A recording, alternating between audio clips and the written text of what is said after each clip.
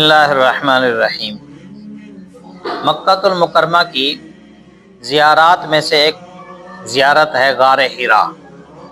یہ وہ غار ہے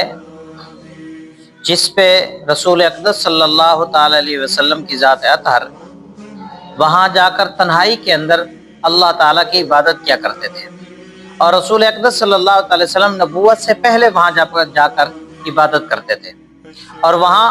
حضور علیہ الصلوۃ والسلام کی جو عبادت ہوتی تھی وہ خاص طور پر اللہ تعالیٰ کا ذکر ہوتا تھا، اللہ تعالیٰ کی یاد کے اندر وہاں رہتے تھے۔ امی عائشہ صدیقہ طیبہ طاہرہ رضی اللہ تعالی عنہ فرماتی ہیں،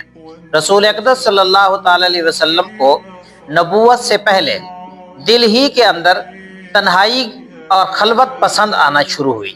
چنانچہ حضور علیہ الصلوۃ والسلام پہلے وہاں جا کر خلوت کے اندر تنہائی کے اندر اللہ تعالیٰ کی عبادت کرتے تھے، اور پھر جب آپ کے پاس روزینہ ختم ہو جاتا پھر آپ دوبارہ تشریف لے آتے، اپنے گھر کے اندر آتے اور پھر یہاں سے دوبارہ واپس وہاں چلے جاتے تھے۔ چنانچہ اسی صنع کے اندر پیارے رسول صلی اللہ تعالی وسلم کے اوپر جناب جبرائیل علیہ الصلوۃ والسلام وحی لے کر آئے، اور انہوں نے آ کر حضور علیہ الصلوۃ والسلام کو سب سے پہلا جو کلام مبارک پڑھایا، اقرأ بسم ربک الذی خلق، یہ اس سورت کی پہلی آیات مبارکہ جو ہیں وہ حضرت جبرائیل علیہ الصلوۃ والسلام نے حضور علیہ الصلوۃ والسلام کو پڑھائیں۔ چنانچہ اسی سے ہی پھر حضور علیہ الصلوۃ والسلام تاج نبوت سے سرفراز ہوئے اور اپنے گھر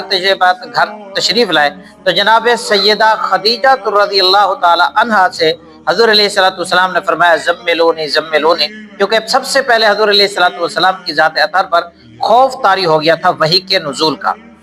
تو میرے عزیز دوستو، یہ وہ غار ہے جس میں سب سے پہلے قرآن مجید نازل ہوا، اسے کہتے ہیں غار حرا۔ تو اس کی زیارت کرنا مکہ المکرمہ جا کر، اس سے بھی ایمان کو تازگی ملتی ہے اور ایمان کے اندر اضافہ ہوتا ہے۔